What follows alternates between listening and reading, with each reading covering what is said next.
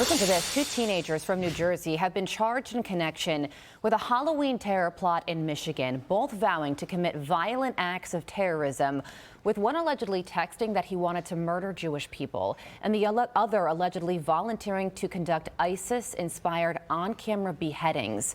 You can see one of those teens here posing with a gun. This as FBI Director Kash Patel announcing a sixth suspect has been arrested in Washington who is tied to the thwarted Halloween ISIS-inspired terror attack. Joining me now is former Assistant FBI Director Chris Swecker. Chris, my goodness. I mean, these two teenagers, they're both former high school athletes. They're from upper middle class families in Montclair, New Jersey, and police say that they were self-radicalized and wanted to join ISIS. As a matter of fact, one of them was arrested at the airport as he was planning to go to the Middle East. So shocking, unexpected, deeply concerning. What's your reaction to these details? Yeah, these are being labeled the yuppie jihadis. You know, they came from affluent families in New Jersey, a couple of them. I think this is one of the most significant terrorist plots that we've seen since 9/11, and it's really good to see the FBI at work here. You know, this case used everything: electronic surveillance. It used extensive physical surveillance, grand jury across multiple districts.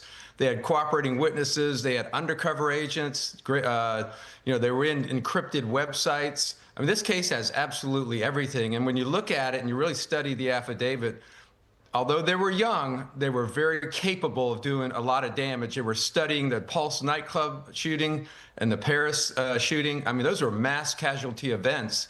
And they were out there scouting places and buying weapons and practicing with their weapons. This was a very serious terror plot. Well, on paper, you would never expect that these two individuals would do something like this, which has to be a very concerning detail to law enforcement.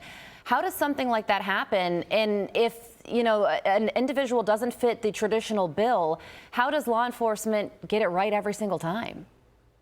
Yeah, that's hard. I mean, one of the parents worked for the UN, the mother of one of the New Jersey defendants, and then another one was a professor. I mean, this is the long arm of the internet. When we use the word self-radicalized, it's a little.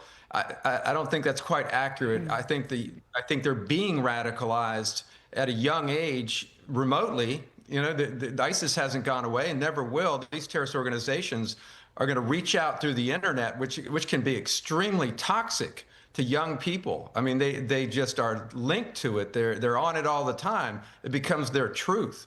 And these aren't disaffected, you know, these were from immigrant families. They weren't unassimilated. They were prospering in this country, yet they want to turn on this country and go out and do mass casualty events.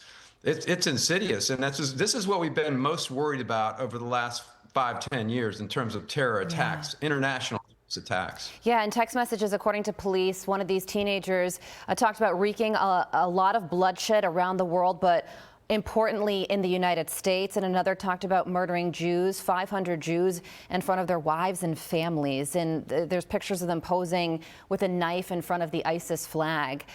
So an NYPD official said that they're starting to see a steady increase in would-be foreign fighters going to two places. He says Syria and Africa. And these teens did want to travel to Syria, these Montclair teenagers. The president of Syria is coming to the White House on Friday. Is this something that President Trump should talk to the Syrian president about? Yeah, absolutely. I mean, Syria has always been a hotbed and an incubator for terrorists in general. I mean, we know that, and we've had to send troops to Syria. I mean, thousands of them to fight the ISIS fight. So, yeah, I mean, I think that's an ongoing discussion with Syria and other terrorist sponsoring countries. And Syria has been a terrorist sponsoring country. So definitely a discussion he needs to have. And we need to be on our toes all the time with this international terrorism. We took our eye off the ball with domestic extremists, if you will, under the Biden administration. But these are the people that can really wreak havoc on the United States. They're plotting and planning all the time, and I think there's some complacency that set in over the years because we hadn't had a Pulse nightclub type event. But they're always on the job, and they're always reaching out to try to find people like this. Yeah, that's right. This is deeply a concerning and scary story, but one that we have to highlight today so we continue to keep our eye on the ball if, in fact, we dropped that for a moment. Former Assistant FBI Director Chris Swecker, thank you for joining us. I'm Steve Doocy. I'm Brian Kilmeade. And I'm Ainsley Earhart. And click here to subscribe to the Fox News YouTube page to catch our hottest interviews and most compelling analysis.